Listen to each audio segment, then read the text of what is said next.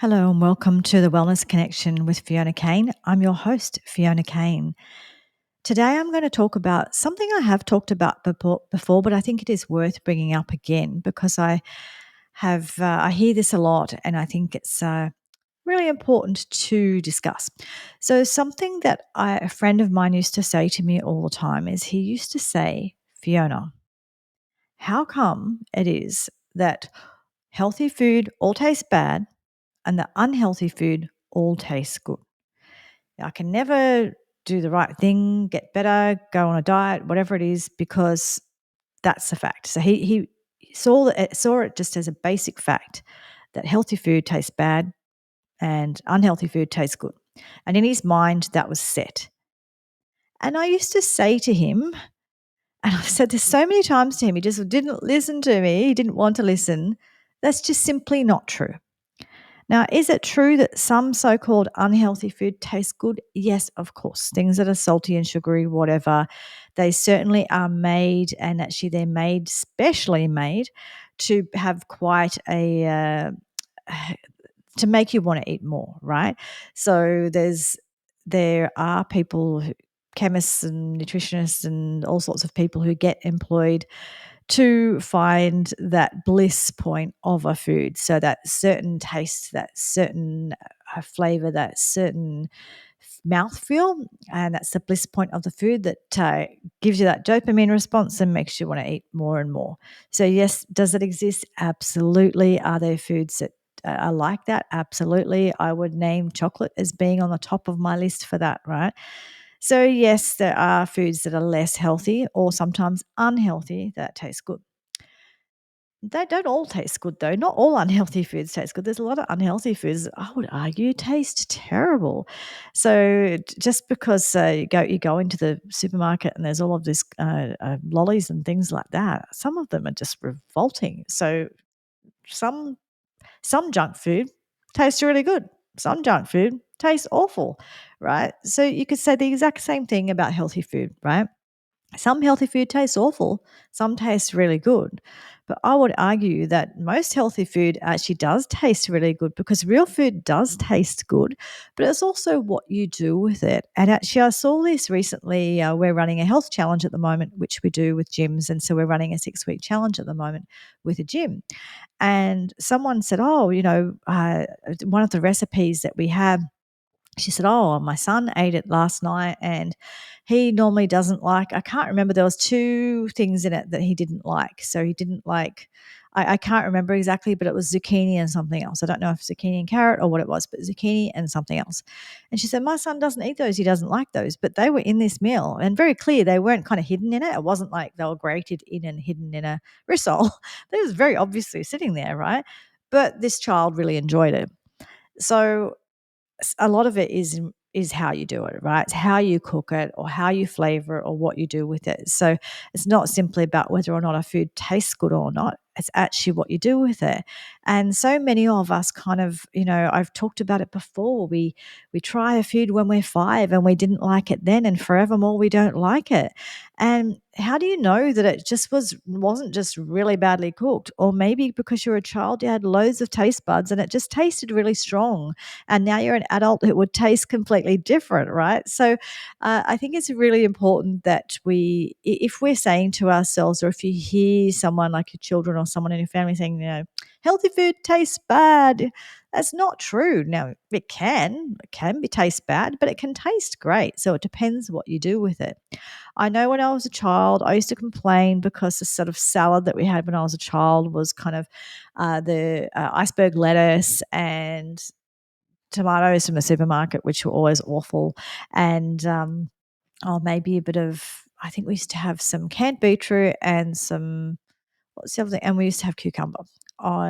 That was pretty much it, I think, but or very close to that. And I hated it. It was so boring, and like I didn't like it because a lot of that stuff was just stuff from the supermarket that doesn't taste very good, and I just found it really, really boring. So I thought, well, yeah, it tastes really bad. So I had a real thing in my mind about salad tastes bad, right? However, now the way I do my salads, so I rarely do iceberg lettuce now, but I don't mind it. I just I do all sorts of different ones, right? Or you might do spinach leaves, but I'll add olive oil. You can even add olive oil that's got an infusion, so it's got infused herbs or garlic or ginger or whatever it is that you like. There's so many. Cobram have a lovely range of those olive oils, or you could add the herbs yourself.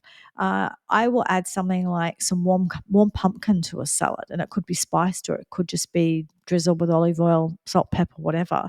But just adding a warm food to a salad, so something like a pumpkin can be really nice. In summer, I might add some fruits. So it might be some peach or some nectarine or some mango to a salad, or you could add a bit of orange or something like that. But certainly adding a bit of something like a bit of fruit to a salad, pomegranates and I can't think of the others, but figs, you put figs in salad. So obviously putting bits of fruit, that kind of thing in a salad can make a big difference. I always put nuts and seeds in salads. So I'm always putting in my pepitas and my sunflower seeds, and often it's walnuts. It might be cashews, it might be pecans. It depends on what the salad is. It might be pine nuts, but putting or macadamias, but certainly nuts and seeds. You put them in a salad. You've got fat and oil, and you've got that crunch and that beautiful flavor. So I really like that. I like it when a salad has lots of different. So it's got the oils and it's got the crunch, and then you've got some avocado in there as well. And I will grate in something like some raw beetroot. So I just love raw beetroot, just grated into a salad, and I'll grate in some carrot as well. But you sort of having all those different colors. It looks good because there's so many different colors, and you've got crunch in there, and you've got the sort of fats, and you've got all the different mouth feels. And so a salad like that, and then you add into it some sort of protein. So whether or not I might have some boiled eggs, and I'll often boil them kind of soft boiled, so the yolk's a little bit softer in the salad. But whatever you like, hard boiled, whatever makes you happy. You might have in there some salmon or some ham or some chicken, or you might have some chickpeas or and a four bean mix or whatever it is, whatever protein, or it might be some feta or some goat's cheese or some what's the other one that's common? Halloumi is really nice in a salad. So salad can be great, and so it's kind of about adding all of those extra colors and flavors, and it looks beautiful and it tastes beautiful. So I really love salads now. I love my own, or I love the ones that are made like that, but I just hate the boring old sort of salad, right? So I could have told myself for the rest of my life, I hate salad. I'm never going to eat salad, but I've just discovered there's a different way of doing salad, and sort of I've learned that from different friends who are from different parts of Europe, etc., who have taught me different ways of doing yummy salads, including things like a beautiful potato salad, which I learned from my Polish relatives, right? So uh, you can learn different ways of doing food that you discover that they can be really, really nice when you just use the right oil or cook it at the right temperature, or put it with the right accompaniment or whatever it is. So when people say that healthy food tastes bad, no, I have food that tastes good every day. I wouldn't want to eat it if it didn't taste good. So I have, eggs for breakfast most of the time, and I'll have some, if I've got whatever vegetables I have, I might have some vegetables in there, or I might have a bit of ham or something like that. And then at lunch, I might have something like rice cakes and salmon with avocado or something along those lines. It might be a bit of leftover from last night's dinner. Might be a four bean mix with some salmon, and there might be some leftover pumpkins. So I might put that in there, right? Or some greens or something. And then for dinner, I'm always looking at all of the different colors of the rainbow vegetables. Well, I'll be honest, I don't always do that. When I'm paying attention, I do. And I'm paying attention a lot at the moment because we're running Love Your Gut program right now. So I'm really focused on it. It's really, really important to get all of the colors. Not saying I don't do that at all, by the way. I'm just saying that I don't remember to do it every night. But then usually throughout the week, I start to notice how I feel and kind of go, hang on, not eating enough vegetables. And so I'll pay attention and start looking at how many vegetables I'm having. Now, I was actually just listening to a podcast earlier today, and there was a gastroenterologist on there, and he used he kind of had this letter thing where he had a sort of WWYMS. And it was like, what would your microbiome say? So your microbiomes are your gut microbes and stuff. So what would your microbiome say? And that is important. And that's actually, like I said, we're running Love Your Gut program at the moment. And I talk about this, and I need to talk about this in the group too. This is a reminder, but I talk about this when I sit down to have my dinner. I look at all of the different colors on my plate and I say, oh, my microbiome is going to be happy. And I joke because sometimes, I might eat some green stuff. I like some green stuff. There's other green stuff I don't like as much, but I will sort of have the green stuff that I don't like in amongst other things. Or I might have it the beginning of a meal. I'll quickly throw down the green stuff that I don't like. I don't like rocket much, but I'll eat it, right? So most stuff I like, but that I don't like so much, but I'll eat it. But then I eat it kind of just before my chicken or with my pumpkin or with something else I like, just to sort of get it down. But I can say, oh, my microbiome will be happy. I don't know if I'm so happy, but my microbiome will be. And it is important to feed your microbiome. If you don't feed your microbiome, it can and will eat your gut wall, which is a real problem. So you really do want to feed it and feed it the right nutrients, right? So don't believe the don't believe that healthy food is not nice. Healthy food is and can be great. And like all foods, there's some that are not nice, some that are nice, or some that you'll like more than others, all of the rest of it. But it's about just exploring and finding ways of creating healthy meals that you enjoy and that you like. And the other thing too to take into consideration is that many of us, like I know that when I was younger, I used to be addicted to Coca-Cola, and I used to sort of pretty much just have sugar all of the time. And when you eat sugar constantly, foods without sugar don't taste nice at all. So when I had that kind of diet, I really didn't like the taste of healthy food, and I couldn't drink water. I did not like the taste of water. Now it's the other way around where, like, not that I don't eat sugary things, I do. However, I really like the taste of water and I like the taste of salads and things. And so the sugar is something I might add as well to my diet at different times, but it's not the predominant flavor. So I actually now can appreciate other flavors because I'm not having so much. And even just an example of, like, in my tea, I think I used to have 2 or 3 sugars in my tea, and now I don't have any at all. And so if I think I was at a restaurant once and they gave me a tea and they put 2 sugars in it, and I didn't know they had done that, and it was in like a little paper cup thing, and I went to drink it, and it actually was quite.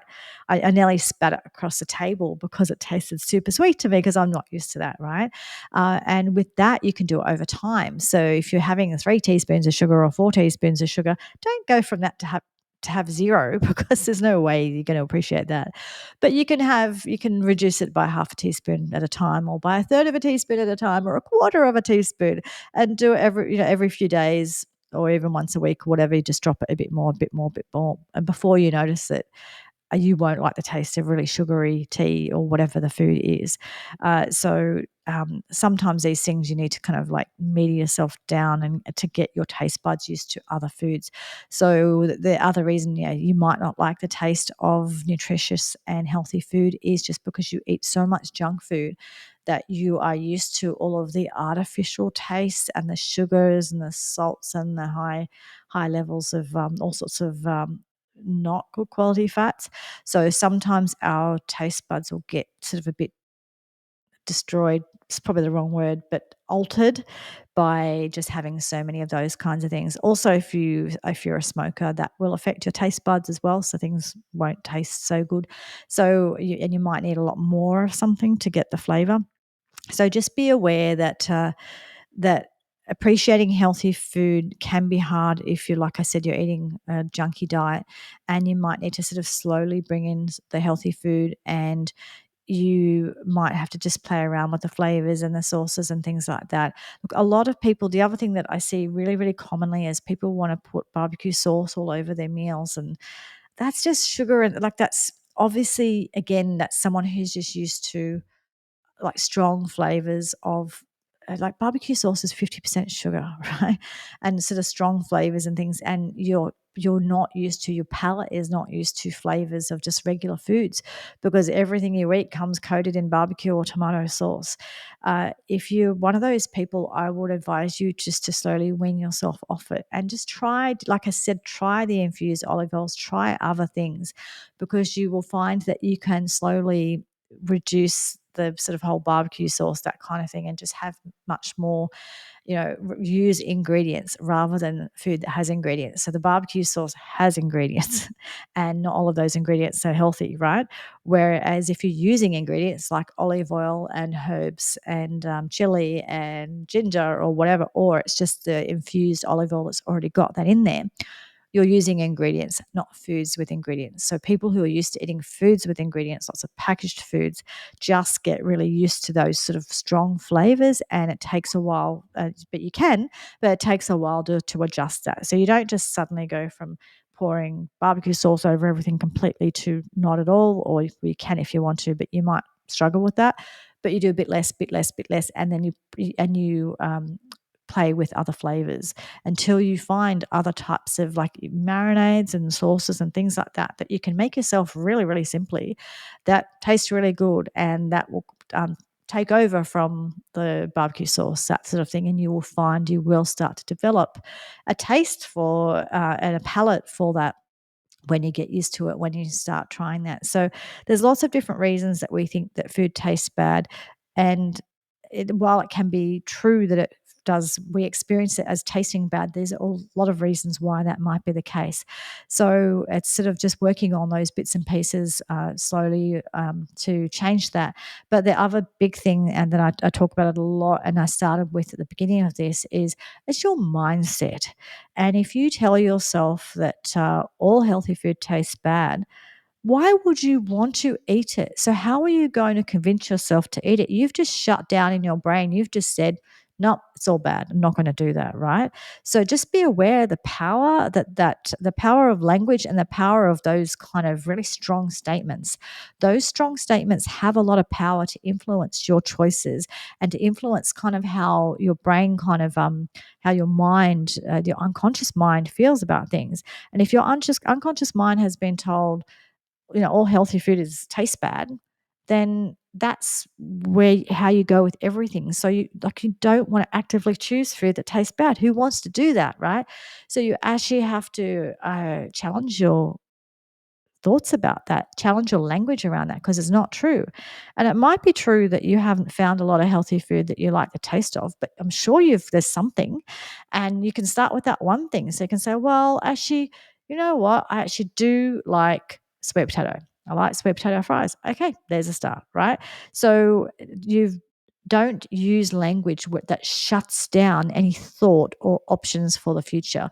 Your language has to be open to possibilities. So it could be, at this stage, I haven't found any that I like, but I'm willing to try, as opposed to I don't like, or there is no such thing as healthy food that tastes good, because that is simply not true. And the more that you eat healthy food that has ingredients, that you make with ingredients, as opposed to packaged things that come with ingredients, the more of a taste you will get for real healthy food. And the more you will find you will taste things that you used to have, and you'll be like, oh my God, how did I used to eat this? Right? You just cannot eat a lot of things anymore once you start eating really well. Kind of for want of a better word, the cleaner your diet is, the more you're just eating real ingredients and real foods, the harder it is to eat some of the other things, because straight away you taste the chemicals, or you're overwhelmed with the flavor, or you're overwhelmed with the sugar or whatever it is, and it's just too much. And you find that your palate changes to the point where a lot of junky foods just taste bad to you. So it kind of changes the other way around, and it can do that because I've done that myself. So I know that it can do that. So just be aware of your language around, as I say all the time, your language around food, your language around how you talk about healthy food versus unhealthy food. And of course, the other thing too is that it's about moderation. So we don't have to sort of get too caught up on that's healthy, that's unhealthy. Eat in a really balanced way, eat a little bit of the other foods. But the more that you eat in a really balanced way and you're eating these real foods, the more you will get a taste for them, the more you'll understand they taste good. Refer to recipe books, or refer to Google, or ask your friends on Facebook or whatever, but just get inspiration for how to make the healthy foods taste good. And if you don't like it cooked one way, try a different way and ask, because you might have just, another thing too, actually, that this is really common in my generation, is a lot of our parents, grandparents used to boil boil vegetables to the nth degree. Used to boil peas until they went white, right? And like that doesn't taste nice, right? So if you might find that the way that you cook something or the way that you've been taught to cook something might actually make it be what's making it taste really bad, not the food itself. Okay, so just open your mind up to new possibilities and understand that healthy food can and does taste really, really good in most cases, and junky food can start to taste bad and not nice when you're eating really, really well. So keep your mind open to that, and please don't forget to like and share and comment if you're on Rumble or on YouTube, and or I think, is it called subscribe or is it called follow? But anyway, I really appreciate your support of this podcast, and I'll talk to you again next week. Thank you. Bye.